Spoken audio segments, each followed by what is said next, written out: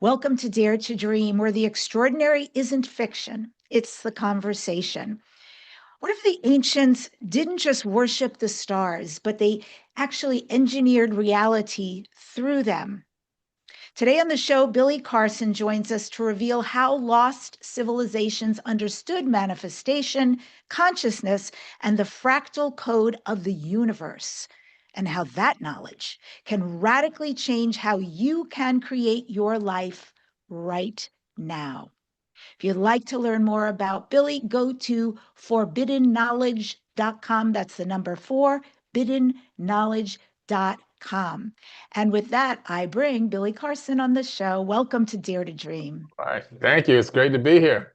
So great to have you. I feel like finally, I've been watching you for so long, and Wow. I want to take first, your brilliance around this subject. I think so many people are fascinated by Mhm. this subject of creation, frustrated by the subject of creation, Oh, or yeah. they glory in it because their lives are amazing. I want to get into that, and then I want to get into a little bit about who Billy is. Mhm. So let's start with the ancient cultures. Yeah. There are many ancient cultures who taught that consciousness precedes matter. And from your research, Billy, did they see manifestation as a spiritual act, as a scientific process, both, or where does that land? That's a really, really good question. Depending on the layer of the culture, because there were layers, almost like how we have workers, we have people in government, and then we have like leaders at the top, these elite leaders. So they had this type of a system in ancient times. Now, there were this group of people, and they called themselves, not all of them, but just a small few, they called themselves the ordainers of destiny. Now, this is in the ancient Sumerian, Akkadian, and Babylonian text. And I'm pretty sure if somebody wants to just Google it, they'll find the ordainers of destiny. What's interesting about these people is that they masqueraded as gods. They were not gods, but the people were so amazed, the average people around them were so amazed by their high level of knowledge, they thought that these people were actually God from heaven. Okay. So they worshiped them, kind of like a cargo cult mentality. Now, when they say ordainer of destiny, they were saying that they can ordain particular destinies and they can control how different future outcomes unfold in the third dimension, in this reality, in their reality. And they really, in my point of view, understood the science, the metaphysics, and the spirituality behind this technique, because some of this stuff is what I teach in my manifestation courses. And they understood that the mind is outside of space and time. They also understood that they can send ripples into the future and alter future realities. And those ripples are coming from conscious thought waves. Mm. They knew that in their mind's eye, they can see potential future outcomes at once. In other words, not just one potential future, they can see multiple futures. And they can isolate the one that they want to bring to fruition through conscious thought backed by action. So they began to take these action steps on the one they wanted to collapse into reality. And by that method, they literally would send a ripple out in space time that would collapse the third dimension into that reality. They would rendezvous with that particular outcome at a future point in time. So they understood, like, for example, if everyone's doing this already, but we're not really aware of it. So if I want to manifest a house, I want to create that as my future reality. The first thing a person does is they start, checking their finances to see if they can afford a payment, what their budget would be if they can find a house. And then they start taking action. The conscious thought now is led into action. They start looking for a property. Now you swipe online until you can find something, and you check with the realtor, see if you can take a visit. Now they've multiplied the action by going and take a visit to the property. If the property fits all their needs and their budget, they may then now close on the house. So there'll be an energy exchange that we call currency. And then they collapse that reality into existence. And now they're in that property, they're in that house. So this method is being done by us on a consistent basis. We are just not aware of it. But these people, these beings called the Anuna, some call them the Anunnaki, they were well aware of it.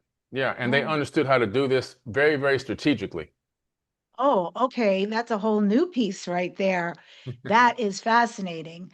Can you go into more about the Anunnaki? Because, Mhm. I mean, I understand a piece of their history about their planet, why they came here for the gold in Africa, and, changing up our genetics and wanting us to help out there. I would love to know more about them specifically, these very tall beings that were considered gods at their time. Yeah.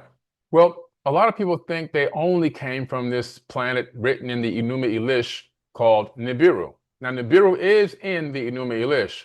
However, as I dug deeper into the research and the study, not just into the Sumerian, Akkadian, Babylonian, but also across the board, Egyptian, star lore from the Aboriginals in Australia, star lore from the indigenous natives of the North Americas, the verbal handed down histories in Bolivia and Peru, and other texts in like India, the Mahabharata, the Bhagavad Gita, the Indian Vedas. They all are telling one massive story. It's the same story, but when you look at all the text, all the information, all the stories, they're making a complete picture. And when you look at the artifacts, it backs up that these people originally hailed from the Pleiades. They're Pleiadians.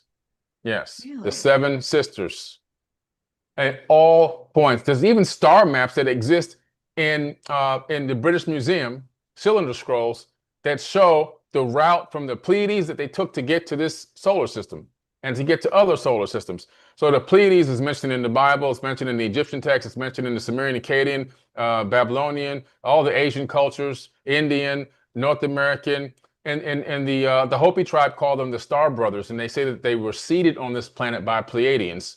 And the Aboriginals all the way around the world in Australia, they say that they were the first people seeded on this planet by Pleiadians.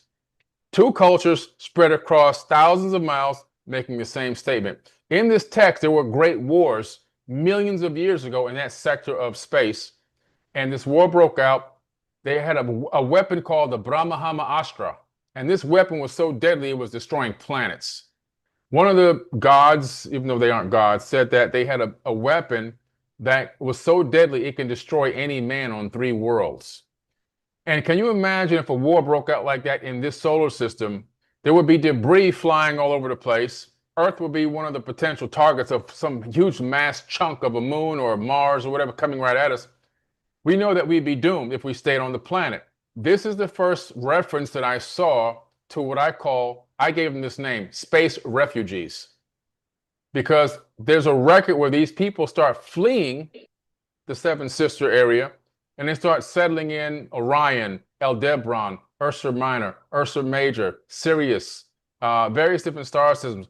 Earth just happened to be our sun, Sol, happened to be one of the suns as well.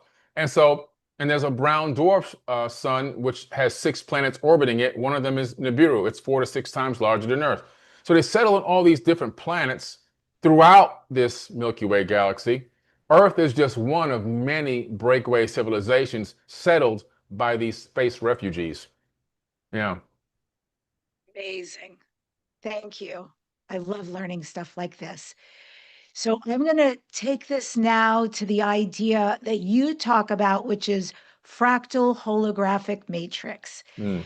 And why I love this at this moment is I recently had Danny Goler on the show regarding his simulation theory in DMT. I had Riz Verk on the show regarding simulation theory, video games. And this has elements also of simulation theory or projected experience. Yeah. So does that mean basically that reality is not physical, but it is simulated or projected? How does that work? Yeah, we're living in a projected simulation. So the ancients knew this. The Aboriginals, again, they call it sleepy time. And they say that we're in a time where we believe that we're awake and we believe that everything here is real, but it's actually all a projected delusion, that we are really in sleepy time. The indigenous North American natives, sorry for the sun getting on me, they all say that we're living in dream time, right? And it's also down even into South America. They have this understanding that what is here and what we're getting, what we're perceiving as reality isn't exactly reality. If you look at the ancient Hermetic principles, one of the biggest ones is as above, so below, which is really saying that we're living in a fractal. Because as above, so below means that on the macro scale, you'll find everything on the micro scale. So we're talking about fractals in that ancient Hermetic text. And what they're saying is that the universe is only going to be the macro of our own consciousness and our mind. So if we have a mind, then the universe as a whole is a conscious mind.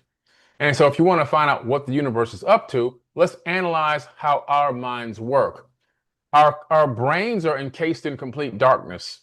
They don't know what's going on outside of the skull, but our brain through the neurological system is directly connected to our sensory perception system. So our sensory perception system are the friends of the brain.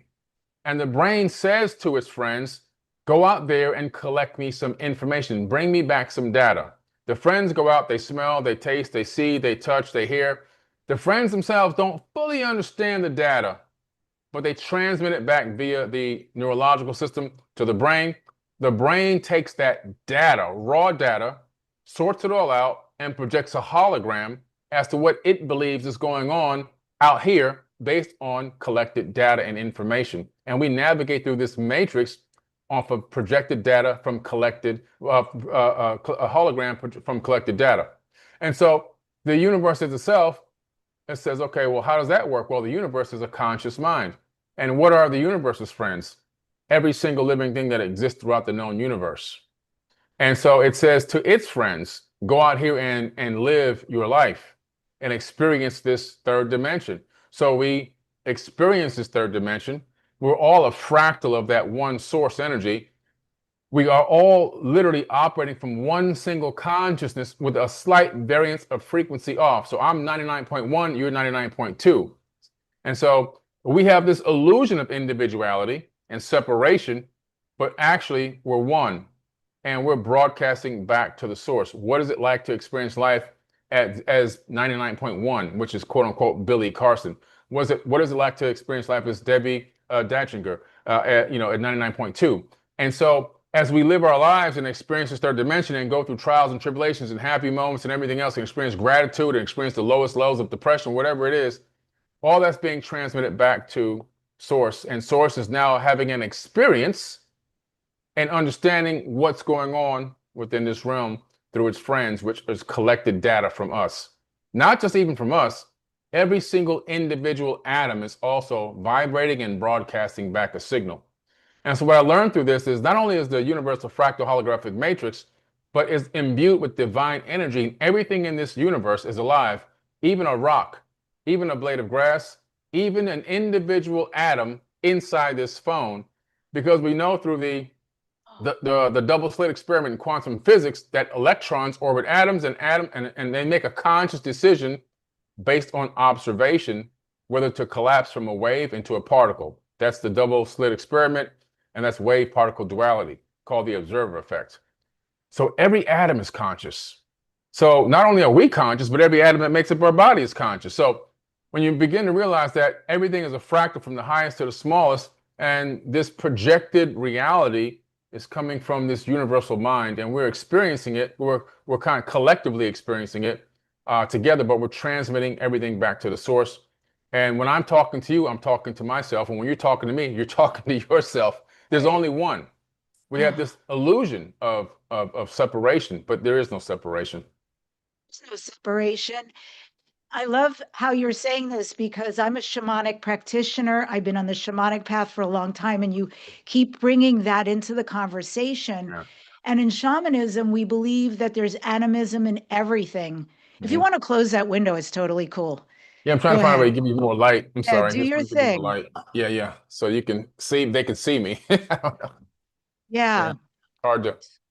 So, Uh, yeah, there's animism in everything. And just like you're saying, a rock has a soul, a river has a soul, sky has a soul, clouds have a soul, all of it. There mhm. is life and wisdom in everything. Yeah. And also, when you're talking about these different elements on Earth and we're all alive, even down to the atom, it also reminds me of Dolores Cannon's books. Oh, yeah. convoluted universe where she's saying in these sessions, and people are reporting back, I'm the creator of a planet, I'm a cloud, I'm some kind of particle we can't even fathom that Hmm. this person is talking about, and saying this was one of my lifetimes, and it was important for them to relay it at the moment.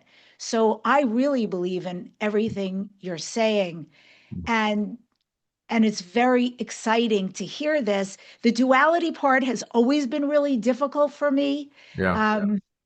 The fact that the source, all that is, would even, if I was source, I think I just want it to be all good and happy. I still can't understand the idea of something we might label anyway as evil, even though evil doesn't think it's evil. But the Yeah. whole idea of it even experiencing that, the Yeah. everything, is always a little bit difficult for me to swallow. Yeah, it is kind of difficult. We're living in a universe based on consumption. And this particular model of universe, and there are unlimited, infinite numbers of universes. And all of them are probably not running on the same exact programming code. This could be an experiment, and this particular type of universe could be just one of many Googles of experiments that exist. And everything has to consume something in order for something else to come to fruition. It's a very strange way of creating a universe, or at least the third dimension, I would say. Um, but one thing I have learned that kind of gives me a little bit of insight and also some inspiration is that, light always seems to overtake the darkness, right? Darkness has its day from time to time. Even a broken clock is right twice a day, right? And so, like, I'm sitting in a room that's decently lit, not the best. I'm in a hotel room. I just got here to hop on this podcast, right? But this room is decently lit. But there's no amount of darkness that I can inject into this room to make the room go completely dark. Not because there's light around. But if I was able to shut the light out or let the sun set and turn all the lights off in here, this room would be completely dark. But all I would have to do is take my cell phone and turn on my camera. And if my camera's light turns on, the darkness will flee from that instantaneously. Sorry, Don, the phone's ringing. And so it's like, wow, amazing. Light has the power to overcome the darkness. So when we understand that and we walk around as the light, we are the light, we breathe the light, we transmit the light, we make sure that people understand we're the lighthouse on the shoreline, we're the beacon. Come, here's your guide way to come in to shore. I think over time that we always have the upper hand over the darkness. The lighthouse on the shore. That's a beautiful vision. And I also think about that tarot card where you've got the being on the path. We're holding the lamp, lighting the way. Mm, And, thank you to those light workers who choose that path to light the way for all of us. It's yeah. beautiful. So, this fractal holographic matrix model, does it essentially explain why intention and thought can alter physical reality? Yeah, absolutely. And so it breaks down that the way that the ripples work in this third dimension is your consciousness, it sends out waves. And these waves are actually waves of light encoded with data. And how do we know this in science? I can take an EEG cap in a laboratory, put it on your head, non-invasive, it just sits there, and have you think about things. I can show you images on the screen to see what your response will be emotionally. All that data is then transmitted to a computer. So we're watching your brain waves on a computer. We can even tell if you're in a high vibration or a low vibration, and that's all based on the cosine wave. If the height and the trough are good, but the space in between them is far apart, low vibration. If the height and the trough are extra high and extra low, close in, we know you're in a high vibration. And we also know that the mind is transmitting these frequencies out of the skull on a consistent basis. This is why the Akashic records are real, because we're living in what the scientists now call a quantum field. It's just another way of saying the Akashic record. We're on this energetic grid that's interconnected throughout the known universe. So every thought you've ever thought from the very first time you can make a thought, it has already left your skull and exists in this soup, this energetic grid. And this is how, and some people have the ability to tap into this grid, right? And discern information. but it's all there. Now, when the information leaves your skull, it's encoded with, it piggyback with data. Your conscious thoughts are on there, just like a cell phone. So on this cell phone, I can send a text message. The text message is data. Think of that as the consciousness. The way that it rides out on a wave of light. Cell phones work on light. It's called microwaves. Microwaves is light. We just can't see with our naked eye because we can only see 1% of the light spectrum, but it's a light wave. So they took the same concept as a human avatar, our mind, our consciousness. They connected it to a stream of light, and then your data packets ride out on that light wave as a piggyback until it gets to someone else's device and is decoded. Now, the way that the universe works is as you transmit these conscious thoughts, this intention out into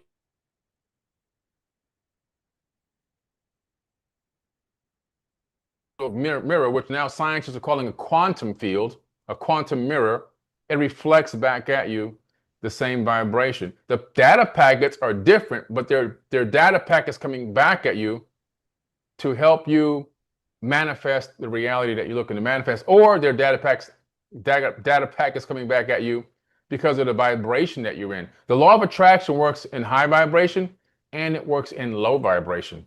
So if you're at a high vibrational state, you'll have a lot of positivity, motivation, inspiration coming at you. It doesn't mean you'll never have problems, because you will, but you'll be able to navigate them because you're very conscious and aware. In a lower vibrational state, and also, speaking negatively, you'll then attract all those negative aspects of reality. And you'll find that some people in that state have more problems for every solution. They can never get out of a situation. There's always another one coming. And so now the way that the scientists were doing this, they did an experiment called the quantum mirror. And this was just declassified maybe about now 18 months ago. I had heard about this in 2018 when I went to the Space Symposium, to a private space meeting in Colorado. And they were talking about putting data packets on photons and sending them into a quantum mirror, which is an encapsulated part of the quantum field. And they should be able to get a reflect back of the light coming back from the future. Well, they've done this. And the data packets going in are different than the data packets coming out. And they have not been able to decipher the data packets coming back in this reflection. But it proves that the universe is a mirror and that this field is reflecting back at us as we send intention, as we send shamanic vibrations, conscious thought into the universe. It's reflecting back at us. And that has a huge part and a huge role in how you create your reality. I have a formula called CT multiplied by A equals M. Conscious thought multiplied by action equals manifestation. Everything we do to create the manifestation has to go through that particular phase. Something popped when you were mentioning, even down to the atoms. Atoms have consciousness. Yeah. So if that's true, and this is the first time I've ever wondered about this, but let's say somebody has a disease. It could be anything, arthritis, something that keeps replicating in the body. Does that also have a consciousness? Is there awareness somehow on some level of what it's creating that might be independent of the person who might not prefer that, or the body that might not prefer that? How does that work? That's a great question. Because we're living in a fractal holographic matrix, everything exists within the body is also a fractal. First, we have three main brains. We have our conscious mind, we have our heart brain, and we have our gut brain, which control most of our daily lives. Mostly the gut brain controls everything, right? And then in our heart too, we get in trouble with our heart because we follow our heart, but we don't take our brain with us sometimes, right? And so, but then if you go to the fractalized scale, every individual cell in the body is also a conscious universe. Every individual cell. They discovered that the cells have, of course, we know the mitochondria, they have energy, they have an entire ecosystem inside of each individual cell. And they discovered that the cells communicate. They can communicate with each other through vibration. Cells, mushrooms, like the mycelium? Like the mycelium network, yeah. They actually communicate. So we're walking around with a multiverse inside of our bodies. And we have billions of microbes living inside of us, living inside of their own multiverses. Wow. And they're, and they're conscious, which is incredible. And so we are a walking universe because we're a fractal of the universe itself, as above, so below. And now these diseases and illnesses, those cells that are making up that, they are creating their own reality. Of course, they're malformed and creating situations and issues in the body, but they are only consciously aware of what their instructions are to create. So each cell has a code, and these codes also are are modified by hormonal codes. Every time a hormone is released in the body, those hormones carry programming codes through the body. That's how the body functions. And sometimes if a group of cells is getting too much of one hormone or not enough of one hormone, then they start doing their own thing. So there's no parent there to guide them. There's no police force to make sure they're living within their parameters, and they just kind of go wild like the wild wild west. And this creates dis-ease, which turns into disease, which you'll be pushing up daisies. And sometimes you have a situation where we're making ourselves sick through our conscious thoughts, bad, poor self-talk, or we're a person that can be very vicious towards other people, not realizing that what we're saying towards other people, our cells can hear every single bit of it. And our cells don't know you're talking to someone else. Our cells think you're talking to yourself. And it's the same old experiment they did at the university where they had a plant on one side of the university and a plant on the other side, both plants the same exact age, same size. They had the kids from that experiment speaking nasty to one plant and speaking love into the other plant. One withered and died, the other one grew and prospered. And, you know, the same thing with our bodies. Our bodies are mostly water, 70% water. And Masaru Emoto proved that if you speak to water, intentionally and calmly and peacefully and loving, the cells, the water droplets crystallize. But if you don't, they malform. And it could be that a lot of us are malforming our cells by our own conscious thoughts, our own conscious actions, our own attacks on other people, and this turns into disease in the body as well. Powerful, very powerful. Back again in ancient civilization, when Egypt was called Kemet, meaning black land, by its ancient inhabitants, there was sacred geometry that was embedded into the temples and into the shrines. Were those structures designed to activate human consciousness, not just to honor the gods? Were they meant to activate the people back then? And then how? How did they do the activation? Oh, yeah. So that's a great question. I go to, I take people on tours all over the world nonstop. This is one of my biggest tour years. I'm going to like 5 countries this year. And one thing I do see at all these sites, the encoded ancient wisdom that's been left behind. Like there's the flower of life embossed into the columns at the Osirian in Abydos, Egypt, which is a very hard place to get to and very hard to even get permission to go down into the Osirian. These temples and these structures and these ancient pyramids, they all have a particular level of healing power. Okay. Now, the way that they work is the fundamental access point for anyone without any knowledge of how these temples activate is to just go there, be present, and absorb the energy, and you'll feel better. People go there with heart problems, hip problems, injuries, and they can just go through the tour, and at the end of the tour, they feel better. They can't even explain it. One lady on our last tour went back to her doctor, and her heart injury was healed. And the doctor said, "What did you do?" She said, "I just went to Egypt." And so now these temples, in terms of activation, there's levels of them that we just can't understand. Now, the first base level is healing in all these sites. You can just show up and you can absorb this energy. But just like this laptop that I'm on right now, this laptop is multifunctional. It has so many functions it can do, not just let me do this live video with you, right? If I have a little bit of knowledge, I can check email and I can do Google searches on it, right? But somebody coming in behind me that has a little bit more knowledge than me can get on this same exact laptop and they can actually design a home. They can do an architectural layout and a blueprint to give to an engineer to build a whole structure. Somebody coming in behind them can design a rocket. They might design a rocket that can fly all the way to the moon and maybe even beyond, right? But using the same device, no different, no add-ons, no changes or modifications. They just understand different levels of how to activate certain other parts of this device that can create things that can be manifested into reality. So the base level of this computer is just checking email and Google searches, but there's so many levels and stages above that. These ancient sites are just like that. The base level is healing. Above that, there's activations and multidimensional consciousness and Kundalini awakenings and even technological purposes like power generation, communication to other star systems. All these things exist within these sites. To activate them to those levels, to my personal opinion, nobody has really figured that particular thing out. People have tried. I do know one thing that's simple. You can just go there, be present, and you can get some healing energy. Very nice. Well, I want to take a quick pause, my friends. I want to go a little deeper into this work with you. I've got something special. If you would like to learn your galactic lineage, where are you from in the stars? And for most of us, it's lots of places, but you can relate once you see this list, watch this video. My gift to you is for you to receive your galactic origins. You can go to DebbiDachinger.com/starseed.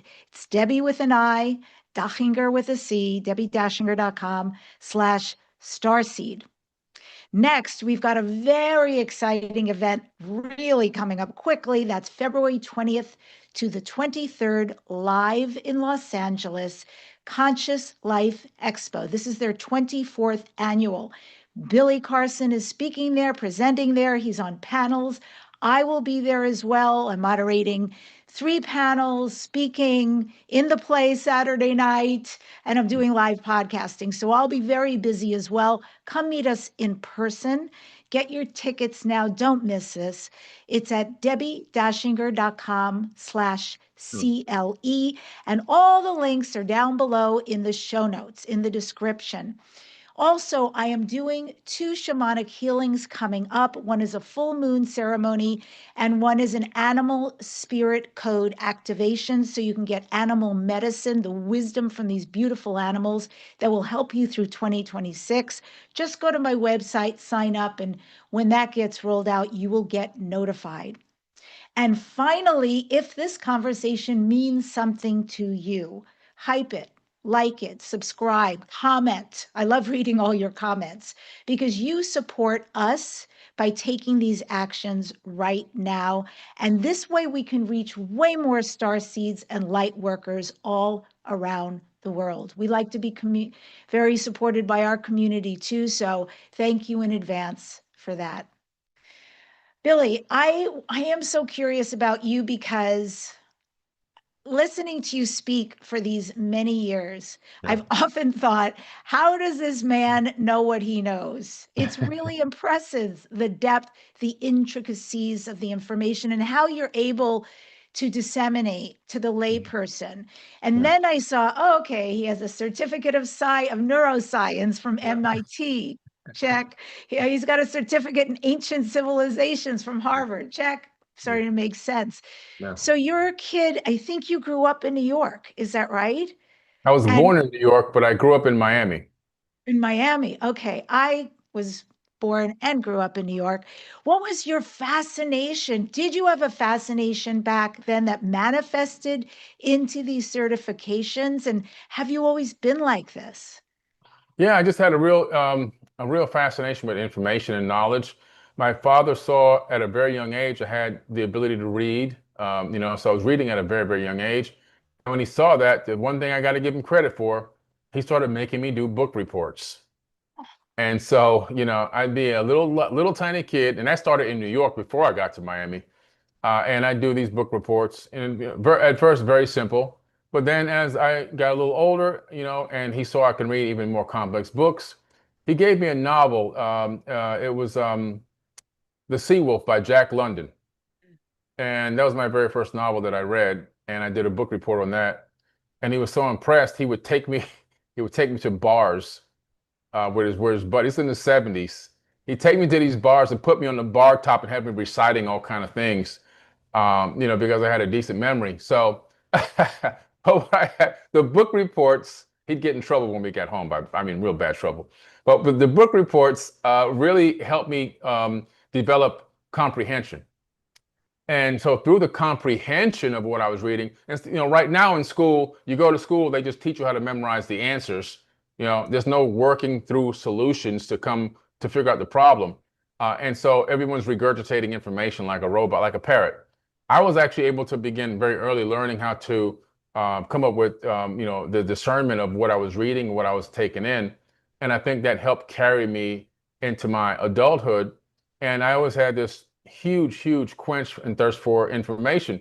When I got to Miami, not too many, I think it was only a year, no, maybe a half a year later, the encyclopedia salesman showed up at the house, and this is, I think, 77 or 78. He comes with this whole case, and he drops them off and he says, it's only $10 a month. And my mom couldn't even afford $10 a month, but he dropped them off and she did give him the first payment. He never came back. He never came back. But I had all these books.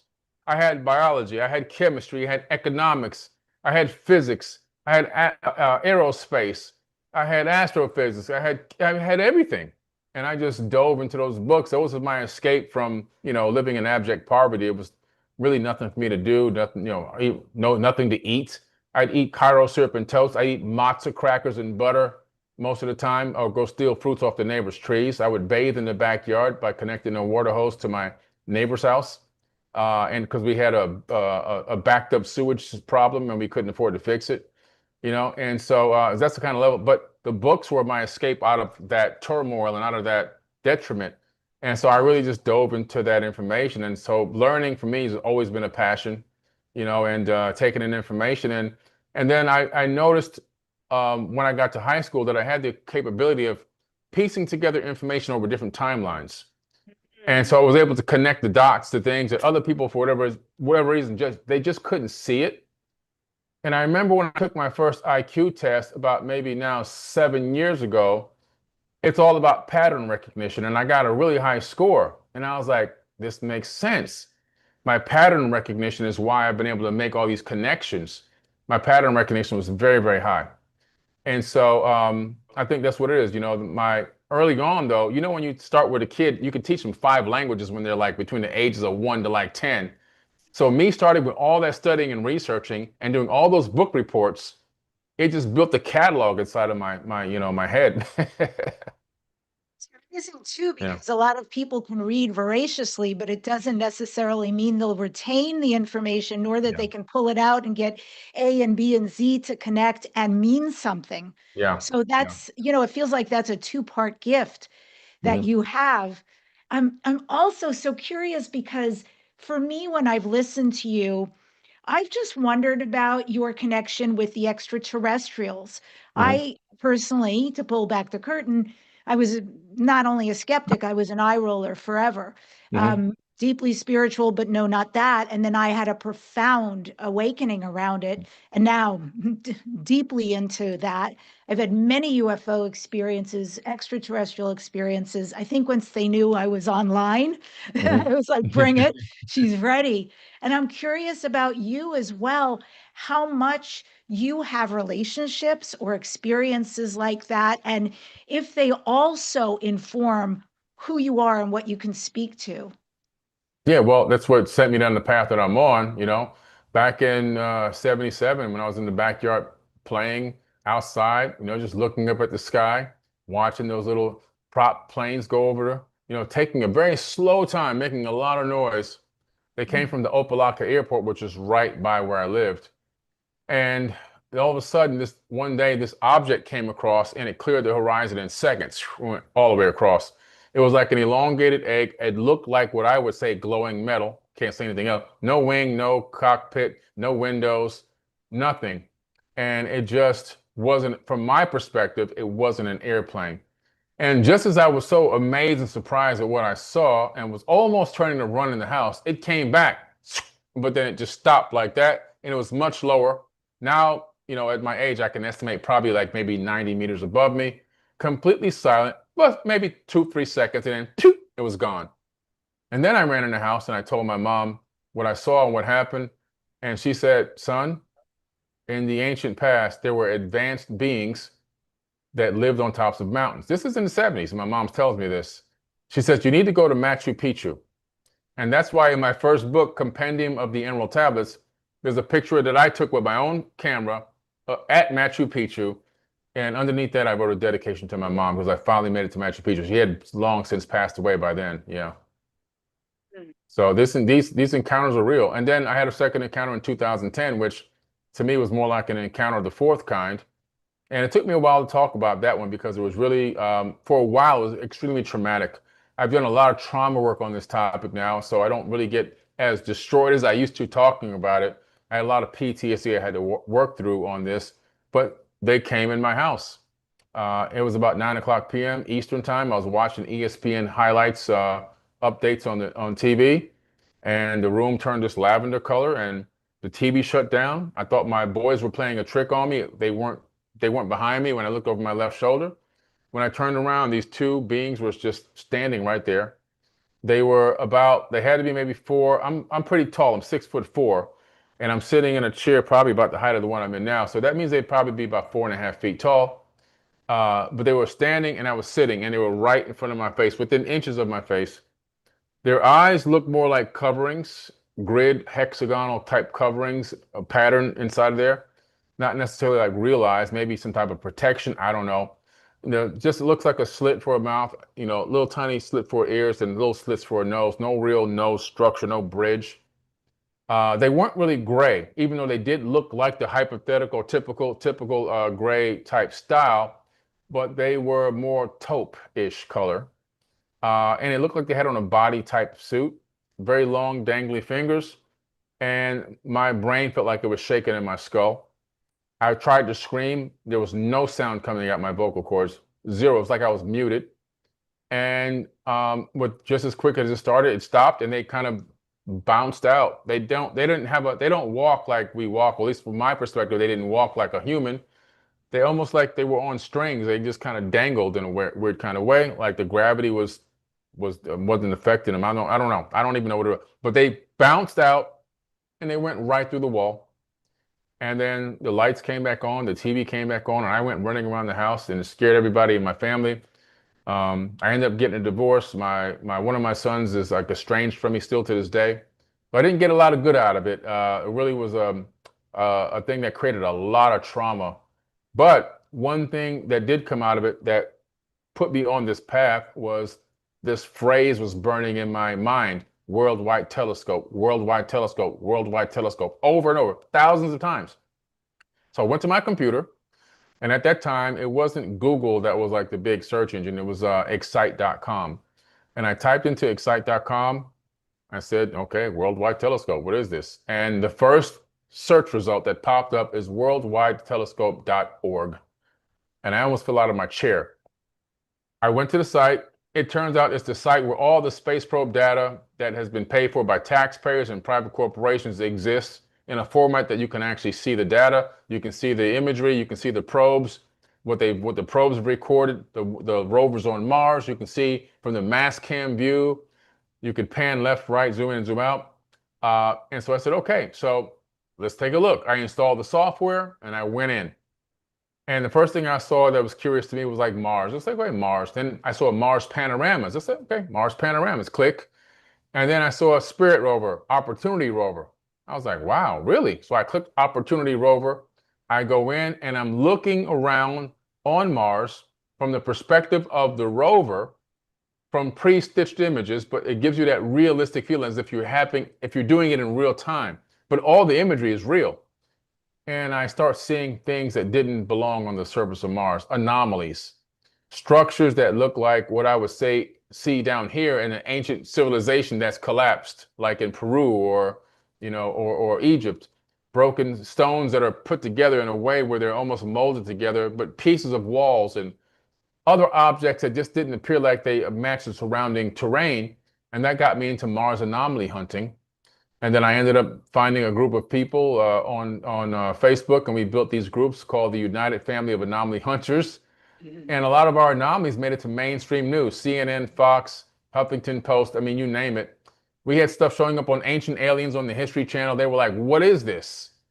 And so a lot of these anomalies are, and we're still searching to this very day. But that experience set me on that path.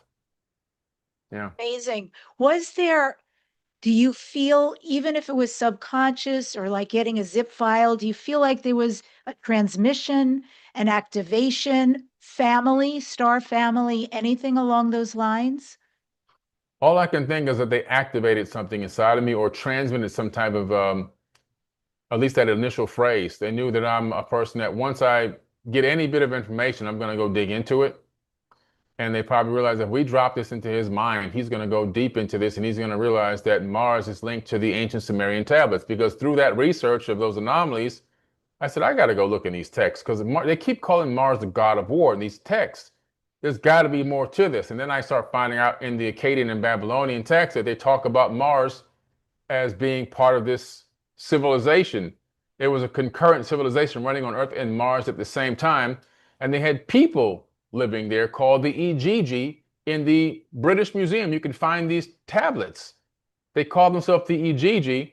They were the working class gods, or the Anunnaki, the lower class Anunnaki. So if you're an architect, then you have an engineer, and those two guys ain't touching no dirt. But they'll have a foreman, and the foreman will oversee the workers. They're all in construction. There's a hierarchy, though. And so these particular Ijiji beings, they were going to go to war. And they started a war against Earth because they felt like they were being enslaved and put to do too much work. Specifically, they were doing too much work on Mars. And so I said, this is crazy. They're talking about Mars. They talked about burying one of these Ijiji. No, sorry, they're talking about burying this god named Alu, one of the Anunnaki, on Mars. And I'm going, Mars is tied into these ancient texts. I just can't see people thousands of years ago writing sci-fi movies like this when they're trying to worry about how they're going to survive the night and feed their village. So there's got to be some truth to this myth, And that led me deeper into ancient civilizations. My gosh, this is amazing. I always, when I hear something as you, like how you're telling it Mm-hmm. from a beginning, and then there's an arc for me listening to a mess becomes a message to like the right guy, and certain things have to happen to activate you to step into who you really are. Right. I'm sure your soul on many lifetimes has had this brilliance as well. And then I know from watching Joe Rogan that you are friends with Terrence Howard. Yeah. Who knew? I mean, who the heck knew? I once upon a time was a professional actress. I've been watching him forever. Oh, He's amazing. yeah. But I had no idea what existed, the genius He's a within genius. him. So tell me about your friendship with Terrence and what is it like for the two of you to hang out together?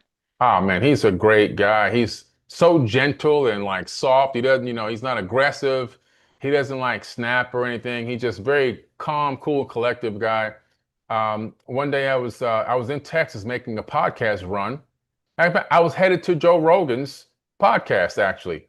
I'm in Austin, Texas, and I get this phone call. I don't answer it. I'm like, who's this calling me? I get this second phone call. I don't answer it again. Third call comes in. I go, who is this? Because I don't answer that many calls. I don't know. I answer the phone. It's Terrence Howard. So he got my number and we had a great conversation. We hit it off right from the beginning. And then we did a couple of Instagram lives and we had a lot of private conversations and talks. I did a couple of like private Zoom meetings with him and his team and his family, his sons and stuff like that. And we had a lot of great conversations, just on philosophy, but also science. I really got to understand under his perspective of science being quote unquote untrained or self-learned.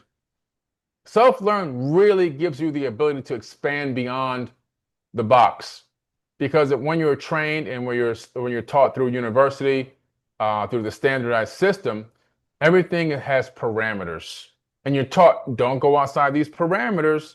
But when you're self-taught, you don't have any parameters. So you kind of break through. And is it always accurate? No.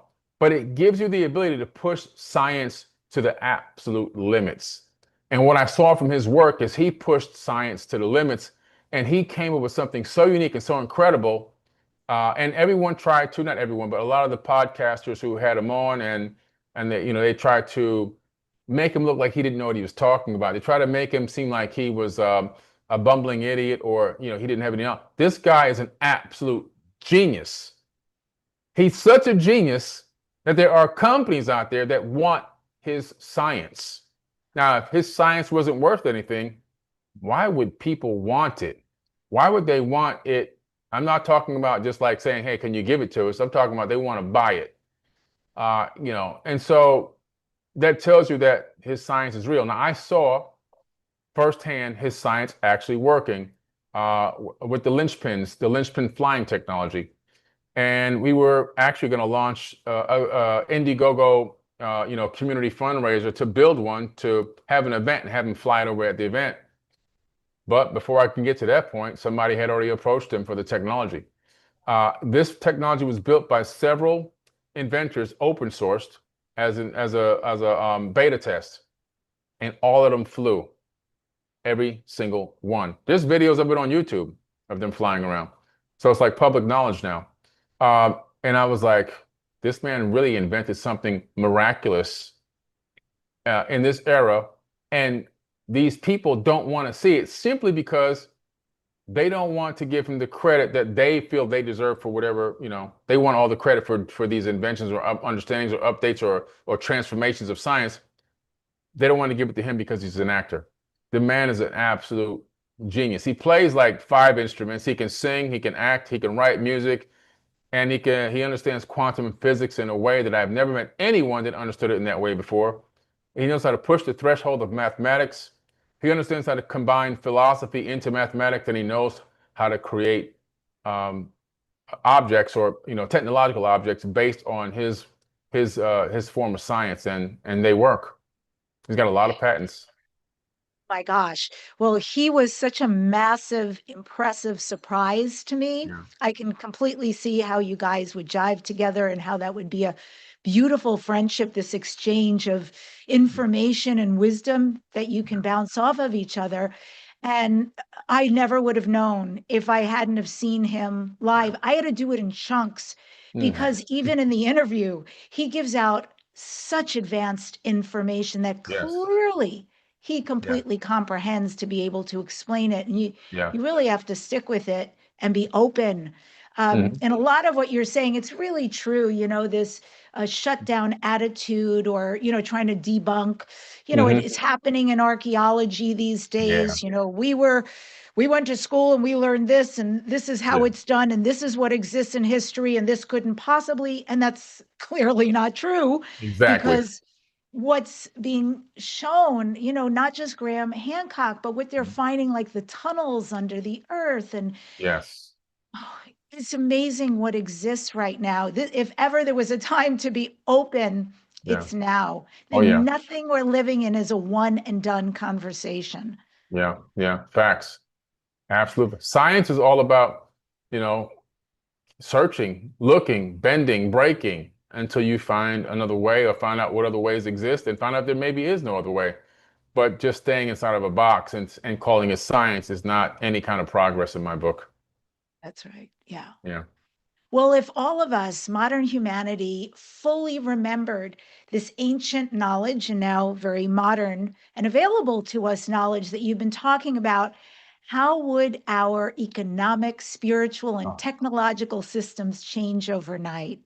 It would be miraculous.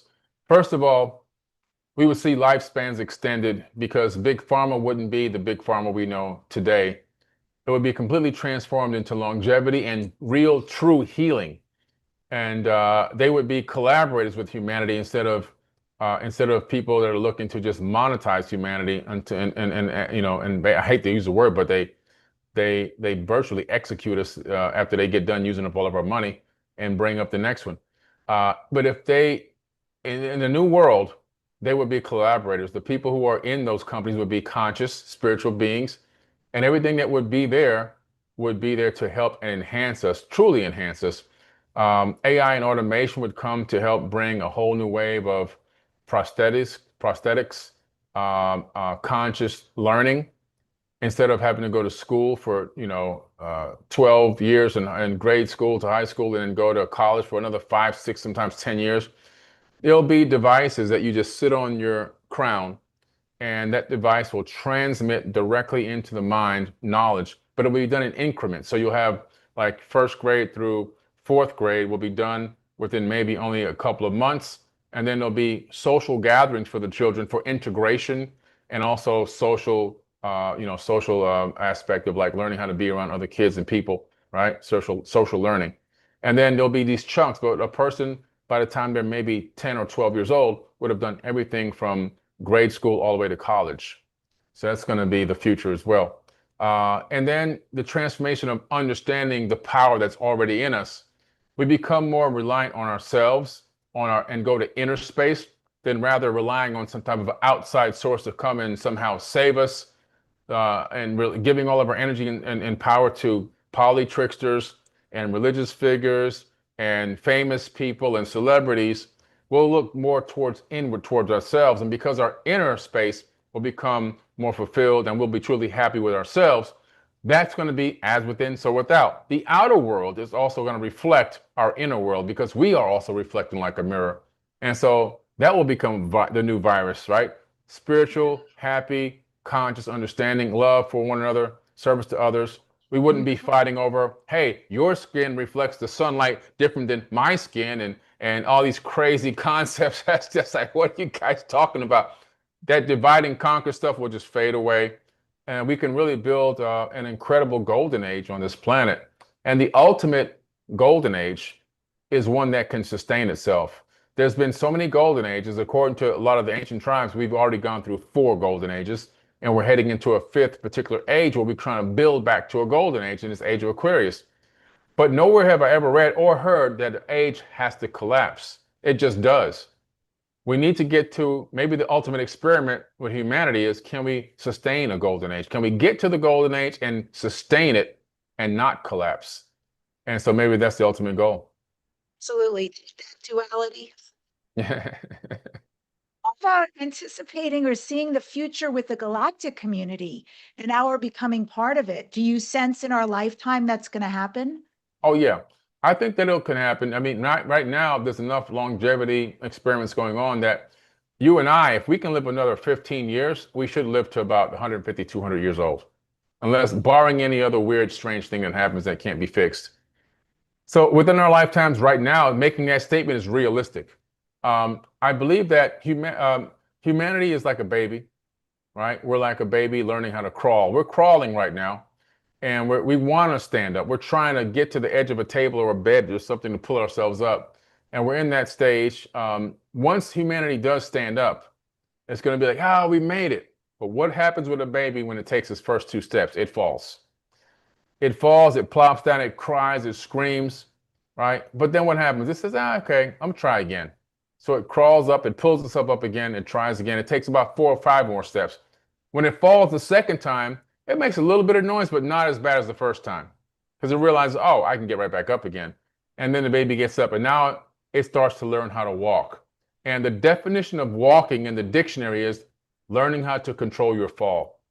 So when humanity becomes a child that can walk and we learn how to control our fall, then we'll get the visitors will come in, then we'll get a seat at the table, then we'll get to join the big party because we're no longer babies that can't walk. We've got to pull ourselves up as a civilization, as a species. There's 8.4 billion of us being controlled by less than 100 families. And as you can see on the news, these people are up to no good. I mean, absolute no good. They're running rush hour across the entire planet at our expense. And in some way, we have to realize that we all have to come together, organize, and we've got to remove these people from positions of power. And we've got to change the way that this frequency is on this planet.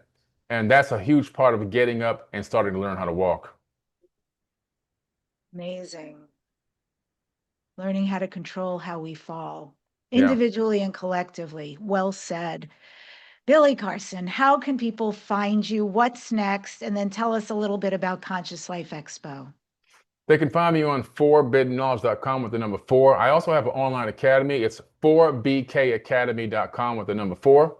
The academy's got 1,700 incredible leaders in it. They can come over there and I'll be their mentor for free for 7 days.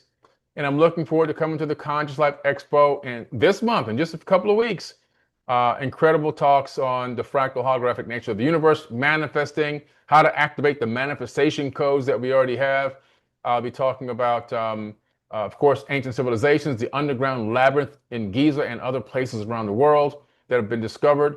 And also, I'll be on 2 amazing panels. So it'll be a huge weekend of incredible lectures, talking, and panel discussions. So make sure you come out to the Conscious Life Expo 2026. Right on. Yeah. Thank you for coming on the show today. And last question, Billy Carson, what do you next dare to dream? Future dreams or goals? What are they? My future dream is to really create a huge homelessness program. I want to really find a way to solve the homelessness in America through a program that I want to develop. At one point, I was homeless. I was homeless not for a long time, but I was homeless for a week, and I know what it feels like to be like, okay, what am I going to do now? I had gotten to a place where I had lost everything. It's a long time ago, obviously, but I lost everything and I had to find a way out. Now, I was fortunate. I was able to find a way out, and I had some level of sanity in my mind that allowed me to still do that. A lot of people that are facing some of those homeless situations, they are struggling with some other mental health issues that I just didn't have, right? And we need to do SPECT scans of all their brains with Dr. Daniel Amen and Amen Clinics. We need to have real psychiatrists not prescribe them drugs, but give them a regimen and supplements like I was on for my brain injury from my car accident that completely healed my brain injury. They can actually have the same experience. And then to put them in miniature homes around the country in places and give them some menial work to do so they can feel like they're contributing to society, give them some purpose. And so that's a project that I'm looking forward to. We end today's show with this thought. Perhaps manifestation was never magic after all. It was memory, a remembering of who we are, how reality listens, and the ancient truth that consciousness has always been the architect of worlds. Yeah. This has been Dare to Dream for curious souls connecting with extraterrestrial life, higher dimensions, and ancient shamanic wisdom. Next week on the show, I am featuring yet again another conversation with Daryl Anka. Be sure to tune in. Thanks for joining us today, and create good things. Control how you walk, and it's okay to fall. Let's all get there together and